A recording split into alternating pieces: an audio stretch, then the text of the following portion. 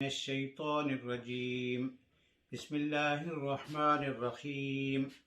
وأوفوا بعهد الله إذا عاهدتم ولا تنقضوا الأيمان بعد توكيدها وقد جعلتم الله عليكم كفيلا إن الله يعلم ما تفعلون ولا تكونوا كالتي نقضت غزلها من بعد قوة أنكاثا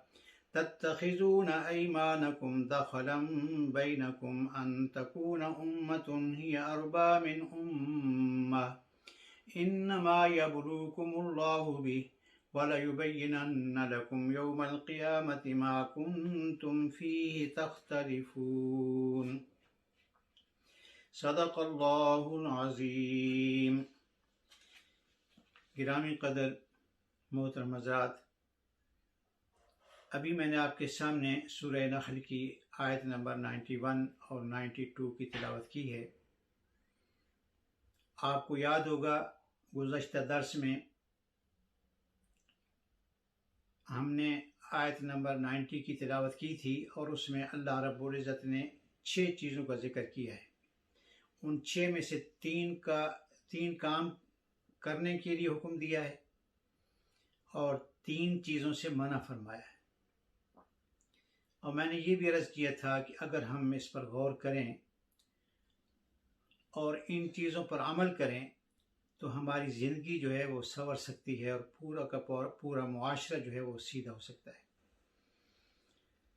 آج جو میں نے آپ کے سامنے آیت کریمہ تلاوت کی ہیں، ان میں وعدے کا ذکر کیا گیا ہے اور یہاں 3 قسم کے وعدے جو ہے وہ بیان فرمائے گئے ہیں۔ ایک وہ وعدہ جو کہ ہم اللہ رب العزت سے ہم نے کیا ہوا ہے، اور ایک وہ وعدہ جو ہم لوگوں سے کرتے ہیں اور اس وعدے پر اللہ تعالیٰ کی قسم کھا لیتے ہیں، اور ایک وہ وعدہ جو لوگوں سے کرتے ہیں لیکن قسم نہیں کھاتے ہیں۔ ان تینوں وعدوں کو یعنی کہ ترتیب وار جو بیان کیا گیا ہے، تو اس کا مطلب یہ کہ جو سب سے اہم ترین وعدہ ہے، جس کا پہلے نمبر پر آتا ہے، وہ ہے وہ وعدہ جو ہم نے اللہ رب العزت سے کیا ہوا ہے۔ سورہ اعراف میں اس کا ذکر ہے کہ وَإِذْ أَخَذَ رَبُّكَ مِن بَنِي آدَمَ مِن ظُهُورِهِمْ ذُرِّيَّتَهُمْ وَأَشْهَدَهُمْ عَلَىٰ أَنفُسِهِمْ أَلَسْتُ بِرَبِّكُمْ۔ تو جب اللہ رب العزت نے پوچھا تھا کہ بھئی کیا میں تمہارا رب نہیں ہوں، تو سب نے یک زبان ہو کر کہا کہ کیوں نہیں، آپ ہمارے رب ہیں۔ تو اس پر انہوں نے سب نے یہ بھی کہا کہ ہم اس پر گواہ بھی ہیں۔ تو سب سے پہلا وعدہ تو وہ ہے، اس کو وعدہ الست کہا جائے کہ جب ابھی تک انسان کی پیدائش بھی نہیں ہوئی، عالم ارواح میں اللہ رب العزت نے تمام انسانوں کی ارواح کو جمع کر کے پوچھا تھا، تو اس وقت اللہ رب العزت کے سامنے تمام ارواح نے یہ جواب دیا تھا، یہ تسلیم کیا تھا کہ آپ ہمارے رب ہیں۔ تو اسی وعدے کو یاد دہانی کرانے کے لیے اللہ رب العزت نے اس دنیا میں کم و بیش 1,24,000 پیغمبر بھیجے ہیں، اور وہ وعدہ جو ہے انہوں نے یاد دلایا ہے۔ تو وعدہ کیا تھا کہ اللہ رب العزت ہی کو اپنا رب مانتے ہیں۔ تو وعدے کا ذکر جو ہے قرآن مجید میں کئی جگہ آیا ہے۔ سورہ بنی اسرائیل میں ہم پڑھ چکے ہیں کہ وَأَوْفُوا بِالْعَهْدِ، کہ اپنے وعدہ کو پورا کرو، إِنَّ الْعَهْدَ كَانَ مَسْئُولًا، کہ بے شک وعدے کے بارے میں قیامت کے دن باز پرس ہوگی۔ تو غرض یہ ہے کہ جو وعدہ ہم نے اللہ رب العزت سے کیا ہوا ہے کہ ہم اس کے ساتھ کسی دوسرے کو شریک نہیں ٹھہرائیں گے، ہم صرف اسی کی عبادت کریں گے، یہ سب سے بڑا وعدہ ہے، اور ہمیں اس کا مکمل طور پر خیال رکھنا چاہیے اپنی زندگی میں کہ ہم اللہ رب العزت کے ساتھ کسی کو نہ تو شریک ٹھہرائیں اور نہ کسی اور کی عبادت کریں۔ تو ایک تو یہ وعدہ ہے۔ دوسرا وعدہ یہ ہے کہ ہم اپنی دنیاوی زندگی میں مختلف لوگوں سے تعلقات رکھتے ہیں، اور ان تعلقات میں بعض اوقات یہ ہوتا ہے کہ ہم کسی سے وعدہ بھی کرتے ہیں، اور وعدہ کرتے وقت ہم قسمیں بھی کھا لیتے ہیں، قسم کھا لیتے ہیں، اور قسم کھاتے ہیں اللہ کی۔ جب ہم اللہ کی قسم کھاتے ہیں تو اس کا مطلب یہ کہ ہم نے اللہ کو گواہ بنا لیا ہے یا اللہ کو ضامن ٹھہرا دیا ہے۔ تو ایسا وعدہ پورا کرنا ضروری ہے۔ اگر ہم وہ وعدہ پورا نہیں کریں گے تو یقیناً ہم گناہ گار ہوں گے۔ تو یہ وعدہ جو ہے یہ بہت ہی ضروری ہے۔ تیسرا وعدہ یہ ہے کہ ہم کسی بھی انسان سے وعدہ کرتے ہیں، اس پہ اللہ کو تو ہم یعنی کہ قسم نہیں کھاتے اور نہ اللہ کو ضامن ٹھہراتے ہیں، لیکن وعدہ جو ہے ہم کرتے ہیں۔ تو اس وعدے کو بھی ہمیں پورا کرنا چاہیے، یعنی کہ غرض یہ کہ وعدہ وہ کسی قسم کا بھی ہو، اس کو پورا کرنا جو ہے وہ ہمارے لیے ضروری ہے۔ لیکن آج کل ہم اپنی زندگی میں جب دیکھتے ہیں کہ جب ہم کسی سے وعدہ کرتے ہیں تو بڑی لاپرواہی کے ساتھ وعدہ کر لیتے ہیں اور پھر اس کو پورا نہیں کرتے، اور جب پوچھا جائے کہ بھئی آپ نے ہم سے یہ وعدہ کیا تھا، آپ نے وعدہ پورا نہیں کیا،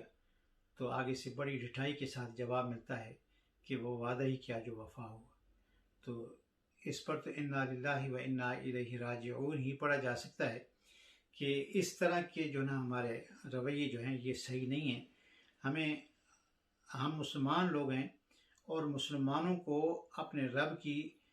اطاعت اور فرمانبرداری اختیار کرنی چاہیے، اور جو اللہ رب العزت نے ہمیں حکم دیا ہے وہ ہمیں پورا کرنا چاہیے۔ تو اللہ رب العزت نے ہمیں وعدوں کی پابندی کرنے کا، جو قسمیں ہم کھاتے ہیں ان کو پورا کرنے کا حکم دیا ہے۔ اگر قسم توڑیں گے تو پھر اس کا ہمیں فدیہ بھی دینا پڑے گا، تو کفارہ بھی دینا پڑے گا۔ تو غرض یہ ہے کہ بھئی یہ 3 قسم کے وعدوں کا ذکر کیا گیا ہے۔ آگے فرمایا کہ وَلَا تَكُونُوا كَالَّتِي نَقَضَتْ غَزْلَهَا مِن بَعْدِ قُوَّةٍ أَنْكَاثًا تَتَّخِذُونَ أَيْمَانَكُمْ دَخَلًا بَيْنَكُمْ أَن تَكُونَ أُمَّةٌ هِيَ أَرْبَىٰ مِنْ أُمَّةٍ إِنَّمَا يَبْلُوكُمُ اللَّهُ بِهِ وَلَيُبَيِّنَنَّ لَكُمْ يَوْمَ الْقِيَامَةِ مَا كُنتُمْ فِيهِ تَخْتَلِفُونَ۔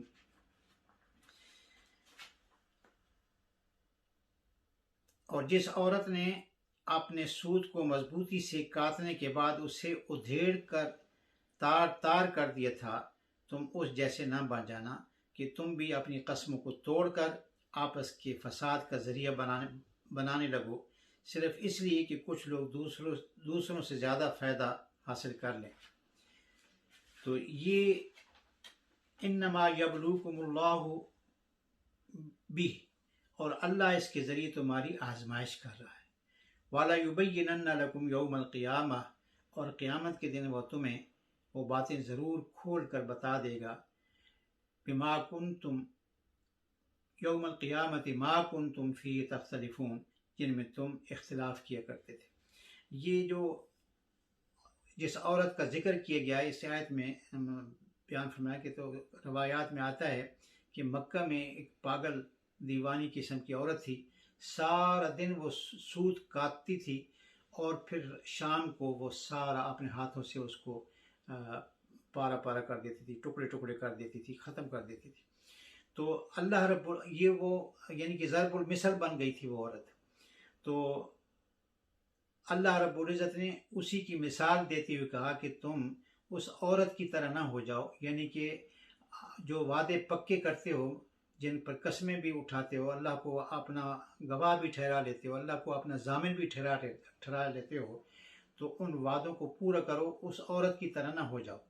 کیونکہ بعض اوقات ایسا بھی ہوتا ہے کہ انسان جب وعدہ کرتا ہے تو قسم تو نہیں کھاتا، لیکن اس کی نیت وعدہ پورے کرنے کی ہوتی نہیں ہے، وہ دوسرے کو صرف فریب دینے کے لیے وعدہ کر لیتا ہے، تو یا پھر جھوٹی قسم بھی کھا لیتا ہے، تو وہ دوسرے کو محض فریب دینے کے لیے، دھوکہ دینے کے لیے قسم کھاتا ہے۔ تو اس کے لیے اللہ رب العزت منع فرما رہے ہیں کہ اس طرح تم نہ ہو جانا جیسے کہ وہ عورت ہے کہ سارا دن وہ سود کاٹتی ہے اور پھر اس کے بعد اس کو ریزہ ریزہ کر دیتی ہے، ٹکڑے ٹکڑے کر دیتی ہے، تو اس کی طرح نہ ہو جانا۔ تو غرض یہ ہے کہ بھئی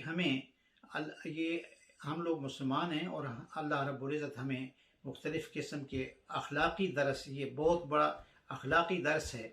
کہ ہم اپنا وعدہ جو ہے وہ پورا کریں۔ جب ہم وعدہ پورا کریں گے تو اللہ رب العزت یعنی کہ یقینی بات ہے کہ ہم سے وہ خوش ہوں گے، اللہ تعالیٰ کی اطاعت اور فرمانبرداری اختیار کریں گے۔ تو اللہ رب العزت سے دعا ہے کہ وہ ہم سب کو جو ہمیں اللہ رب العزت نے حضور اکرم صلی اللہ علیہ وسلم کے ذریعے سے، قرآن کے ذریعے سے جو اصول بتائے ہیں، جو اخلاق بتائے ہیں، ان پر ہمیں عمل کرنے کی توفیق عطا فرمائے۔ قرآن مجید کو صحیح پڑھنے کی، اس کو سمجھنے کی اور اس پر عمل کرنے کی توفیق عطا فرمائے۔ وآخر دعوانا الحمد للہ رب العالمین۔